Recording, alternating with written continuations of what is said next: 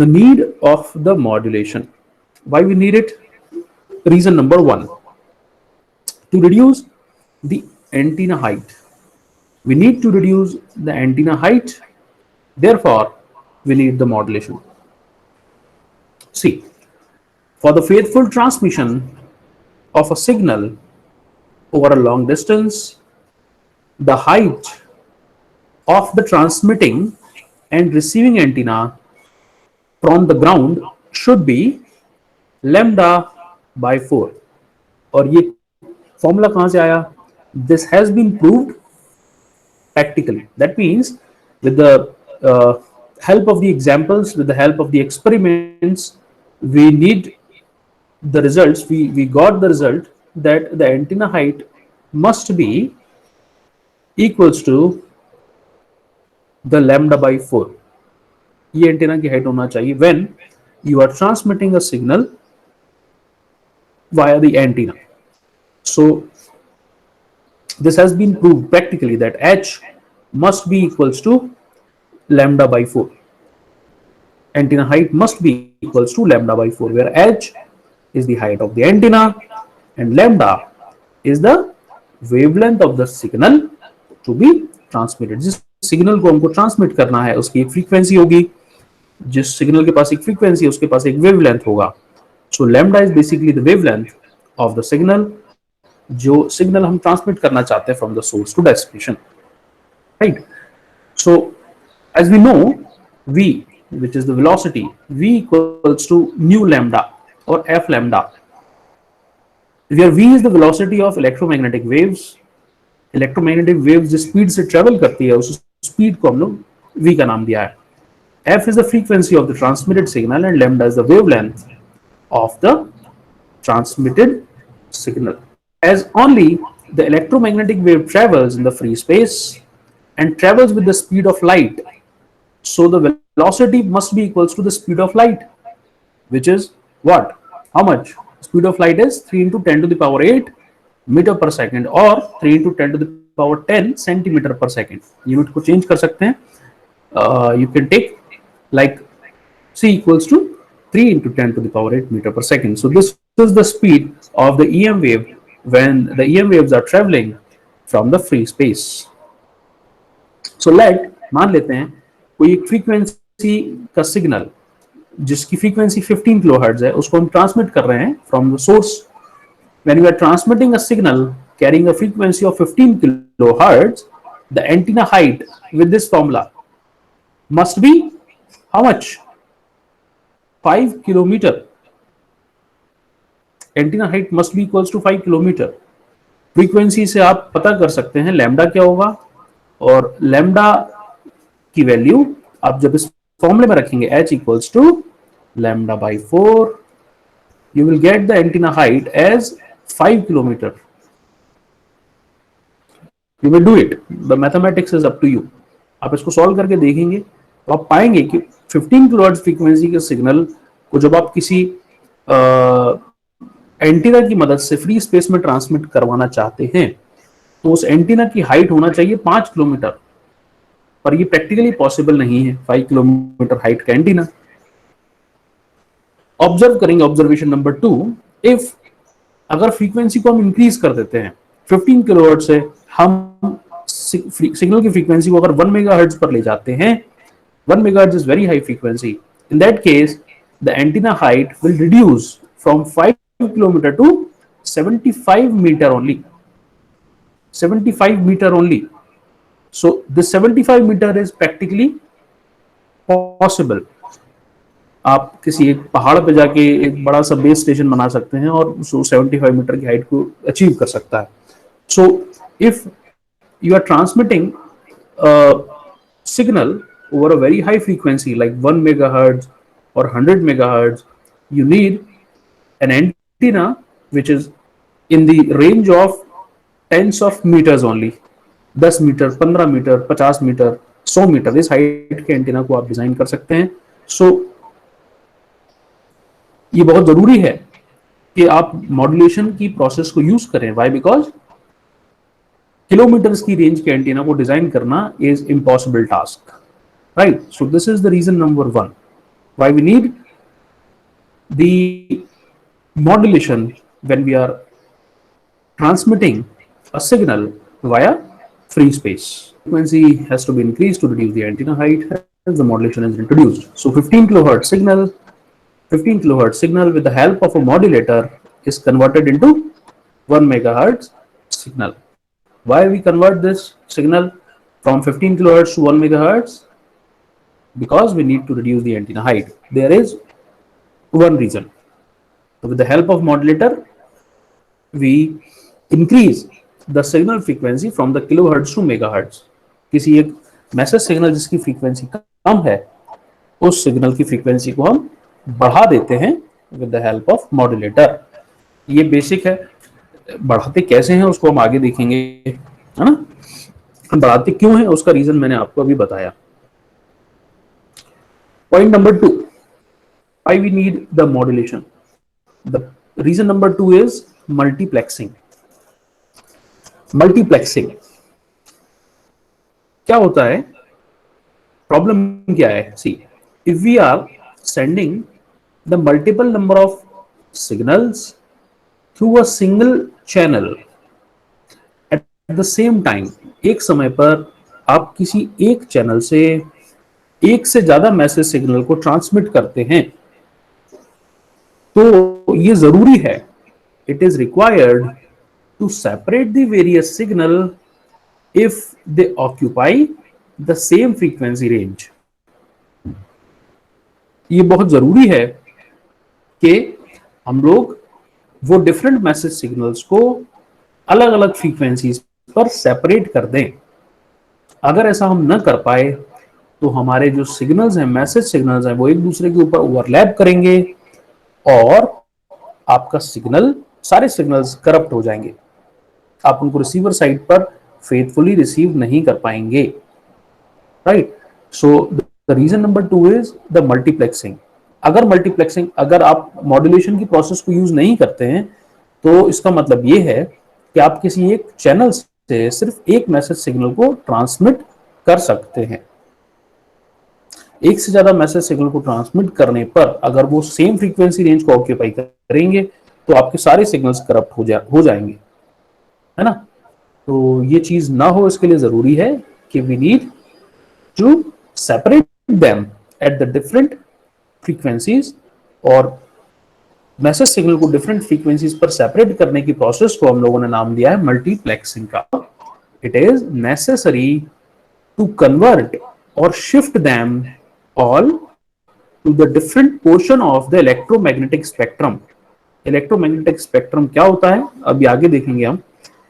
ये क्या बोल रहा है, therefore it is necessary to convert or separate them, shift them at the different portion of the electromagnetic spectrum. This also reduces the interference of the signal and this process is known as multiplexing. इस process को हमने नाम दिया है multiplexing का. आप लोगों ने अक्सर आपके मोबाइल पर एफएम रेडियो सुना होगा. तो जब आपने एफएम रेडियो आजकल आप लोग सुनते हैं तो आपको क्या करना पड़ता है, आपको आपके मोबाइल को किसी एक फ्रीक्वेंसी पर ट्यून करना पड़ता है. अगर आपने ट्यूनिंग करनी पड़ती है आपको. आप जब ट्यूनिंग करते हैं तो ट्यूनिंग करते पर आप लोग चेक कर पाएंगे कि आपके पास मल्टीपल फ्रीक्वेंसीज होती हैं. लेट्स से आपके पास एक फ्रीक्वेंसी है 91.0 मेगाहर्ट्ज, ऐसा लिखा होता है. आप चेक करिएगा आपके जो ट्यूनर है उस ट्यूनर पर ये फ्रीक्वेंसी लिखी होगी. इस पर कोई एक चैनल है, लेट्स से वो चैनल है बिग एफएम, है ना. कोई एक चैनल होगा बिग एफएम. दूसरा चैनल आप चेक करेंगे तो मिलेगा आपको 92.5 मेगाहर्ट्ज. यहां पर चैनल का नाम बदल जाता है, वो क्या हो जाता है, रेडियो मिर्ची. अलग गाने सुनाई देते हैं. आपको ये गाना पसंद नहीं आया, अभी पुराने जमाने का गाना है, हमको नए जमाने का गाना चाहिए, हिप हॉप चाहिए, पॉप चाहिए. तो आपने क्या किया, आपको फिर ट्यून किया आपने उसको और ट्यून करके आप लेकर 95 मेगाहर्ट्ज रेड एफएम, 94.3, 93.5, 98.7, इस तरीके की अलग अलग फ्रीक्वेंसीज रेंज रहती है. तो आप इसको ऑब्जर्व करके देखें कि होता क्या है। ये फ्रीक्वेंसीज का मतलब है हर एक अलग अलग फ्रीक्वेंसी पर आप अलग अलग मैसेज सिग्नल को सेपरेट करते हैं। 91 मेगाहर्ट्ज पर एक सिग्नल है, इसी तरीके से 92.5 मेगाहर्ट्ज पर कोई दूसरा मैसेज सिग्नल है, ये अलग सॉन्ग है। इसी तरीके से 95 मेगाहर्ट्ज पर कोई तीसरा मैसेज सिग्नल है, ये अलग सॉन्ग है। इसी तरीके से 96 पर कोई चौथा मैसेज सिग्नल होगा, है ना। तो अलग अलग मैसेज सिग्नल अलग अलग फ्रीक्वेंसीज पर सेपरेट कर दिए जाते हैं, और ये सारे मेगाहर्ट्ज की रेंज में होते हैं। आप चेक करके देखें, एफएम जो होता है वो हमेशा मेगाहर्ट्ज की रेंज में होता है। एएम जो होता है वो थोड़ा कम फ्रीक्वेंसी पर होता है, किलोहर्ट्ज की रेंज में हम एएम को सुन लेते हैं। एएम और एफएम के बीच में बेसिक डिफरेंस जो होगा ना, वो आप चेक करके देखिएगा। एएम को हम कम फ्रीक्वेंसीज पर भी सुन लेते हैं, क्योंकि उसका जो ट्रांसमीटर है वो उसी फ्रीक्वेंसी रेंज पे सिग्नल को ट्रांसमिट करता है। और एफएम का मतलब होता है, FM means frequency modulation. Speech signal ranges from 300 to 3.5 kilohertz, but audio signal ranges from 20 to 20 kilohertz. There is a difference between the two. दोनों के बीच में फर्क है। 20 किलोहर्ट्ज की रेंज में आपका एक ऑडियो सिग्नल होता है जो कि एग्जिस्ट करता है ना। तो इसकी बैंडविड्थ कितनी होगी, लेट्स से 20 किलोहर्ट्ज। अब उस 20 किलोहर्ट्ज की बैंडविड्थ को आप 20 किलोहर्ट्ज के मैसेज सिग्नल को, ये ऑडियो सिग्नल है, यहाँ पर एक गाना बज रहा है, एक्चुअली ये गाने की बैंडविड्थ, ये यहाँ पर एक म्यूजिक है। 20 किलोहर्ट्ज का एक मैसेज सिग्नल है, कोई एक सॉन्ग है, वो सॉन्ग नंबर 1 है, और उस सॉन्ग नंबर 1 को आप सुनना चाहते हैं, तो आप उसको ट्यून किया 91 मेगाहर्ट्ज पर। वो जो सिग्नल है वो रेंज तो 20 किलोहर्ट्ज तक ही करता है ना, 20 किलोहर्ट्ज तक ही रेंज करता है। तो उसको आप 91 मेगाहर्ट्ज पर लेके जाएंगे, उस फ्रीक्वेंसी को शिफ्ट करेंगे, उस मैसेज सिग्नल को हाई फ्रीक्वेंसी पर शिफ्ट करेंगे, और इस शिफ्टिंग को हम बोलते हैं मल्टीप्लेक्सिंग। तो 20 किलोहर्ट्ज कुछ समय बाद आप समझ पाएंगे कि इसकी जो बैंडविड्थ है, अगर आप डीएसबीएससी से मॉड्यूलेट करते हैं या स्टैंडर्ड एएम सिग्नल से मॉड्यूलेट करते हैं, तो 20 किलोहर्ट्ज जो मैसेज की बैंडविड्थ है उसकी डबल बैंडविड्थ की जरूरत पड़ती है हमको चैनल पे ऑक्यूपाई करने के लिए। तो 40 किलोहर्ट्ज का message signal will ranges at 91 megahertz.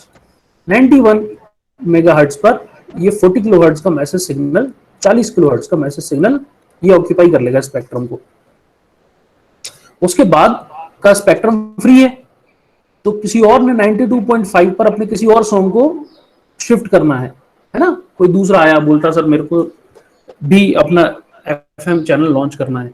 FM channel launch करना है तो आप क्या करोगे, आप बोलोगे कि सर मेरे को स्पेक्ट्रम दे दीजिए। तो कौन सा स्पेक्ट्रम चाहिए, उन्होंने कहा सर 91 तो आपका ऑक्यूपाइड है, आप एक काम कीजिए 92.5 ले लीजिए। तो बोलेंगे ठीक है 92.5 दे लीजिए, मेरे को कोई दिक्कत नहीं है। तो 92.5 चैनल जो है वो किसी अंबानी जी ने बोला कि हमको इस चैनल को ऑक्यूपाई करना है जबलपुर रीजन में, और जबलपुर रीजन में हम यहाँ पर अपने मनपसंद चैनल पर अपने गाने बजाएंगे, अपने न्यूज चैनल चलाएंगे, जो भी करना होगा हम करेंगे। तो वो मैसेज सिग्नल 92.5 के अराउंड 40 किलोहर्ट्ज का मैसेज ऑक्यूपाई करेगा, because audio signal ranges from 20 to 20 kilohertz. If we are modulating it, the channel जो स्पेस ऑक्यूपाई करेगा वो ऑक्यूपाई करेगा 2 times ऑफ एफएम सिग्नल। और ये दूसरे मैसेज से 91 पर जो मैसेज है वो 92.5 से पूरी तरह से सेपरेट है। दोनों मैसेज अलग अलग फ्रीक्वेंसी पर शिफ्ट किए गए, इसलिए एक दूसरे पर इंटरफियर नहीं करेंगे, एक दूसरे के मैसेज को करप्ट नहीं करेंगे, राइट। कोई तीसरा आया और तीसरे ने बोला कि सर मेरे को भी अपना नया चैनल लॉन्च करना है, मैं न्यूज चैनल चलाना चाहता हूँ। तो ठीक है, उन्होंने कहा स्पेक्ट्रम आप परचेज कर लीजिए। कौन सा स्पेक्ट्रम खाली है संबंध से, इसके साथ 95 मेगाहर्ट्ज खाली है, 97.3 मेगाहर्ट्ज खाली है। मैंने कहा सर कोई एक दे दीजिए, मेरे को 95 मिल गया। तो आपका मैसेज अब 95, तीसरे वाले जो चैनल है वो अपना मैसेज सिग्नल ट्रांसमिट करेगा 95 मेगाहर्ट्ज के around, right. So this is how with the help of modulation we separate all the message signal, but at the same time we are transmitting all the messages with the same channel। Free space एक single channel है, इससे ही transmit कर रहे हैं हम सारे messages को। तो आप किस मैसेज को सुनना चाहते हैं, वो आपका रिसीविंग टाइम पर जो ट्यूनर है, वो आप जिस फ्रीक्वेंसी पर ट्यून कर लेते हैं उस फ्रीक्वेंसी से डीमॉड्यूलेट हो जाता है। तो वो फ्रीक्वेंसी अगर आपने 91 पर ट्यून किया हुआ है तो 91 फ्रीक्वेंसीज पर ट्यून हो जाएगा और वो मैसेज सिग्नल आप डीमॉड्यूलेट कर लेंगे। So you are demodulating at your end, but transmitter जो होता है, वो ट्रांसमीटर जो चैनल ऑक्यूपाई करता है, जो चैनल होल्ड करता है, जो चैनल को परचेज करता है, जो अपने मैसेज आप तक कम्युनिकेट करना चाहता है, वो ट्रांसमीटर साइड पर उस मैसेज को मॉड्यूलेट करेगा एट द फ्रीक्वेंसीज, जो फ्रीक्वेंसी उसने, जो स्पेक्ट्रम उसने बाय किया हुआ है। तो देखा होगा कि फ्रीक्वेंसी स्पेक्ट्रम के लिए ऑप्शन होते रहते हैं। मल्टीप्लेक्सिंग, राइट, मल्टीपल मैसेजेस को एक समय पर एक ही चैनल की मदद से ट्रांसमिट करना मल्टीप्लेक्सिंग कहलाता है। नैरो बैंडिंग, मुझे मॉड्यूलेशन क्यों चाहिए? लेट अस अज्यूम, हम मान लेते हैं ऑडियो रेंज जो है that extends from 50 hertz to 10 kilohertz, 50 hertz to 10 kilohertz. So the ratio of highest audio frequency with the lowest audio frequency is 10 kilohertz divided by 50 hertz, and this is equals to 200. Since this ratio is greater than 1, this is known as the wide band signal. ये ratio की value चूंकि एक से ज्यादा है इसलिए इसको बोलते हैं wide band signal. Therefore, an antenna suitable for the use at one end of the range would be entirely too short or too long for the other end. इस लाइन का मीनिंग ये हुआ कि 10 किलोहर्ट्ज इस message को, जो highest frequency spectrum, जब जो आपका मैसेज सिग्नल है ना, उसकी हाईएस्ट फ्रीक्वेंसी कंपोनेंट कहां पर है? 10 किलोहर्ट्ज पर है। तो 10 किलोहर्ट्ज को अगर आप भेजना चाहते हैं with the help of an antenna, and let's say you need a 1 metre height of antenna, अगर आप सेम मैसेज सिग्नल का लोएस्ट फ्रीक्वेंसी कंपोनेंट जो है 50 हर्ट्ज, उसको अगर आप सेम एंटीना से ट्रांसमिट करेंगे तो एंटीना हाइट की जरूरत पड़ेगी कितनी? 200 टाइम्स, क्योंकि ये रेशियो 200 है। दैट मीन्स आप एक ही मैसेज को एक ही एंटीना से ट्रांसमिट करेंगे तो दो डिफरेंट एंटीना हाइट की जरूरत पड़ रही है। इस फ्रीक्वेंसी कंपोनेंट है वो 1 मीटर से काम चला लेगा, पर जो लोएस्ट फ्रीक्वेंसी कंपोनेंट है उसके लिए 200 टाइम्स चाहिए आपको एंटीना की height.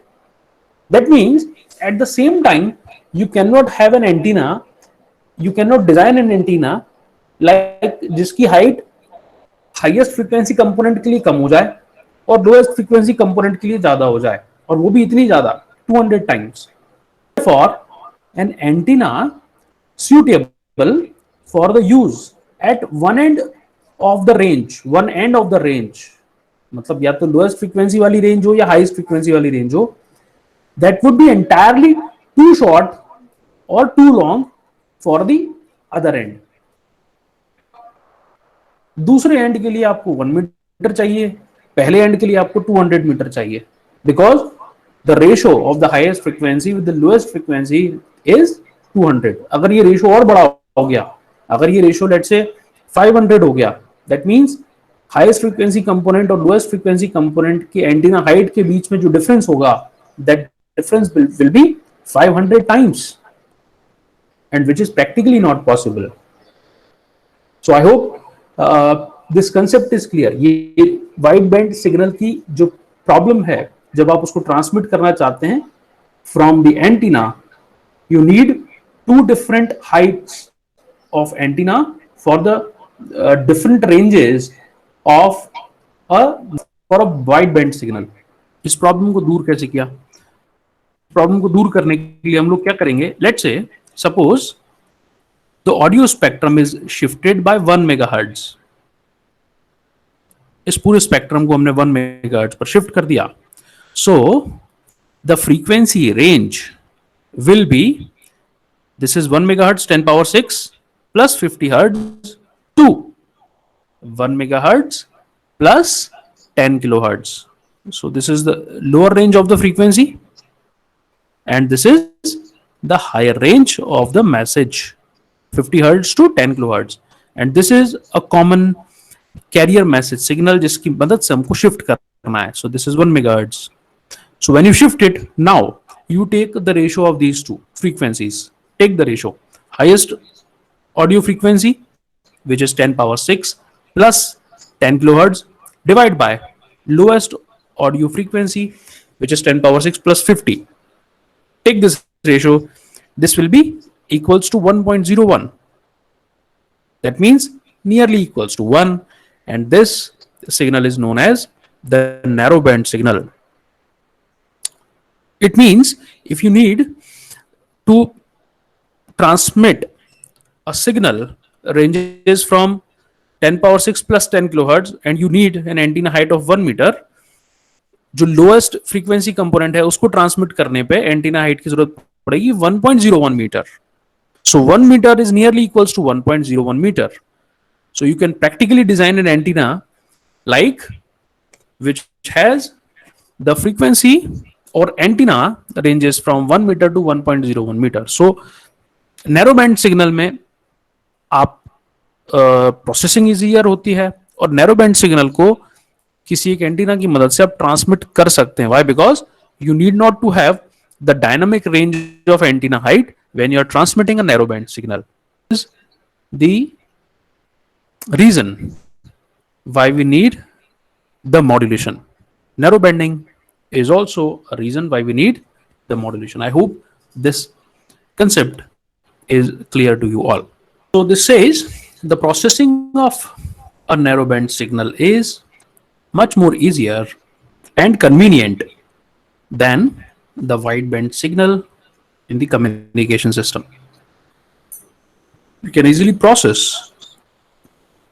the narrowband signal as compared to the wideband signal. One more reason why we use the modulation, and the last reason is reason number 4, which is this: E equals to h nu. ये formula आपने सुना होगा. ये equation है E equals to h nu, where E is the energy of the signal, h is the Planck's constant, nu is the frequency of the signal. That means if nu is higher, that means when the frequency is higher, E will be higher. That means energy of the signal will also be higher. If the frequency is higher, the energy of the signal will also be higher.